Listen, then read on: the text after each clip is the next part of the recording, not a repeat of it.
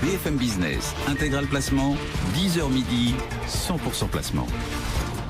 Bonjour Cédric, aujourd'hui j'avais envie de vous parler d'un placement qui d'après la Banque de France pèse 253 milliards dans le compte des ménages. Alors je vous laisse réfléchir, vous vous dites le livret A, non le livret A on est en train d'approcher les 300 milliards, c'est pas l'assurance vie qui pèse 1700 milliards, non ce placement ce sont les actions cotées détenues en direct. C'est cette semaine en effet la World Investor Week organisée par l'autorité des marchés financiers. Alors les banquiers et les assureurs sont peu enclins à défendre les actions. Souvent on parle des actions de manière très scolaire, je vous propose aujourd'hui de regarder le sujet pour savoir si vous avez ou non le profil d'un actionnaire. Alors la première question, c'est est-ce que vous êtes optimiste ou pessimiste ? Grosso modo, est-ce que vous pensez que l'avenir sera plus rose qu'aujourd'hui ou pas ? En fait, si vous êtes optimiste, assurément, il faut investir en actions. Pourquoi ? Parce qu'il y a un lien entre la croissance économique et le cours des actions. Alors certes, ce lien, il n'existe pas du tout à court terme. Et on le voit cette année. Depuis le début de l'année, nous avons des marchés actions qui restent orientés à la hausse, alors que les indicateurs économiques sont plutôt orientés à la baisse. En revanche, sur longue période, il y a une corrélation. Alors, je vous vois déjà, Cédric, j'ai dit les mots longue période. Je suis donc un tenant pour dire que l'investissement en actions est un investissement à long terme. Mais écoutez, je vais vous dire, pas si vite que ça. Pour une raison simple, c'est qu'en fait, je ne le pense pas. Une chose est claire, on ne doit mettre en bourse que de l'argent dont on n'a pas besoin. Bref, la première étape patrimoniale, c'est de se constituer une épargne de précaution. Épargne de précaution qui d'ailleurs désormais sera grignotée par l'inflation. Et on ne passera à la case action qu'une fois cette première étape franchie. Alors pourquoi je vous parle de long terme ? Tout simplement parce que le long terme, c'est utile pour s'assurer que la planète cours boursier et la planète économie sont sur la même orbite. Cela dit, dire qu'à long terme, en fait, ce qu'on entend toujours, que les actions sont un placement gagnant à long terme, en fait, ça mérite d'être nuancé. Il suffit de le demander aux Japonais depuis 30 ans. Donc là, première question de ce quiz, c'est oui, il faut être, comme pour être entrepreneur, il faut être un tantinet optimiste et volontaire. Eh bien, l'action est un placement pour personnes optimistes.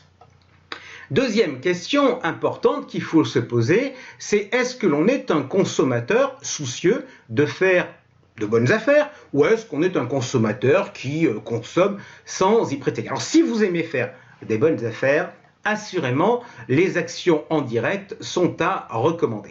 Et en fait, je vais vous dire pourquoi. La réalité des choses, c'est qu'avec la baisse des taux d'intérêt, la rentabilité de tous les placements va être orientée à la baisse. Il va donc désormais falloir être plus que vigilant sur les frais. À l'époque où les SICAV monétaires rapportaient 6% par an, ce n'était pas problématique de payer 2% de frais de gestion par an. En revanche, dans l'environnement actuel, sur tous les placements, les frais deviennent une préoccupation importante. Et voyez-vous, Cédric, si l'on regarde les frais sur les enveloppes et les différents placements qui existent, qu'est-ce que l'on constate ? On constate que les actions sont un placement qui n'est pas cher. Certes, quand on devient actionnaire, il faut payer des frais de courtage sur les transactions, il faut même payer un impôt de bourse qui s'appelle désormais une taxe sur les transactions financières.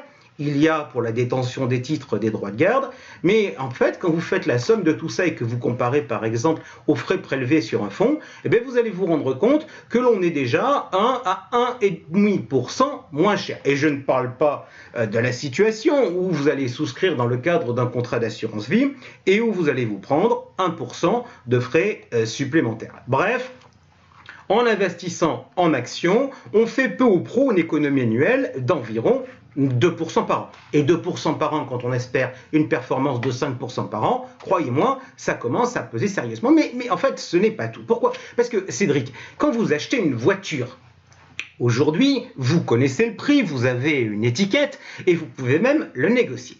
Que se passe-t-il lorsque vous faites des placements traditionnels, en particulier sur ce qui se passe lorsque l'on achète une SICAV ou lorsque l'on investit dans des unités de compte en assurance vie? Contrairement à ce qu'on croit, on n'est pas en train d'acheter sur la base du dernier cours connu. On est en train d'acheter sur la base du prochain cours. Bref, on dit dans le jargon qu'on est à cours inconnu. Tiens, on va prendre un exemple. Hier matin, j'ai passé un ordre parce que je me suis dit que j'allais sécuriser mon contrat d'assurance vie et donc j'avais prévu d'arbitrer de mon unité de compte Action française vers mon fonds en euros une somme de 100. Manque de chance, hier la bourse elle a perdu 3%. Eh bien voyez-vous, j'espérais avoir 100, en pratique je n'aurai que 97.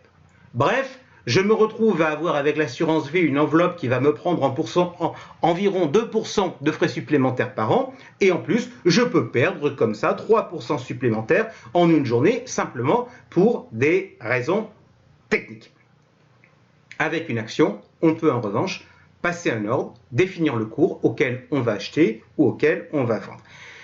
L'autre question qui est importante pour savoir si on est actionnaire, c'est est-ce que l'on est curieux? Alors nous, les journalistes, naturellement, nous essayons de l'être, c'est un peu notre culture professionnelle.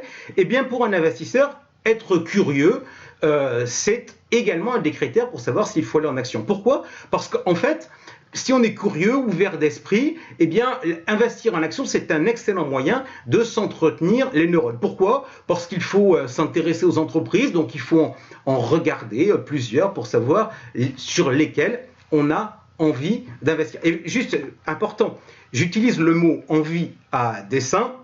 Pourquoi? Parce que la gestion d'un portefeuille boursier, ça ne doit pas être une contrainte, ça doit être une envie de s'informer sur ce qui se passe dans l'économie, dans la vie des entreprises. Alors, qui dit envie, dit un peu un côté passion. Alors là, attention Cédric sur le côté passionné. Pourquoi? Parce que le passionné, il a quoi? Il a des comportements impulsifs, des comportements qui peuvent lui coûter très cher. Il est convaincu qu'une action, elle va véritablement décoller, qu'un secteur est ultra porteur. Et qu'est-ce qu'il va faire? Il va oublier les règles de base de la diversification, il va concentrer son portefeuille. Et malheureusement, s'il a tort, il finira par pester contre la bourse, alors qu'en fait, il devrait pester contre son comportement. Tiens, tout à l'heure, je vous disais, il y a quelques instants, qu'en bourse, il était possible de passer des ordres à cours limité, de définir le prix. Eh bien, le passionné, lui, quand il voit une action qui vaut 100, il se dit, j'y crois, elle va monter, donc il est prêt à la payer, 103, 104, 105, bref, il fait à ce moment-là une bêtise. Tiens, d'ailleurs, une petite recommandation de marché gagnant. Nous, à marché gagnant, on aime bien un truc qu'on a appelé ça l'ordre bonnes affaires. L'idée, c'est quoi? C'est quand vous avez envie d'acheter une action, eh bien, si l'action, elle veut 100, vous passez à un ordre de bourse avec un ordre d'achat à 97. Bref, peut-être que vous n'aurez pas l'action si jamais elle monte. En revanche, s'il y a de la volatilité, et on le voit bien qu'aujourd'hui les marchés bougent beaucoup, ben vous aurez toutes les chances de commencer à rentrer sur les titres en ayant gagné 3%. Et 3% dans l'environnement actuel, c'est pas neutre. Résumé des courses. Aujourd'hui, le profil de l'actionnaire, c'est quelqu'un qui est plutôt optimiste, plutôt curieux, plutôt consommateur avisé, essayant de faire de bonnes affaires. Ben, si je fais le compte, à mon avis, aujourd'hui, il y a 3 millions d'actionnaires individuels en France. J'espère quand même qu'il y a plus de 3 millions de Français qui ont ces caractéristiques, optimistes, curieux et avisés.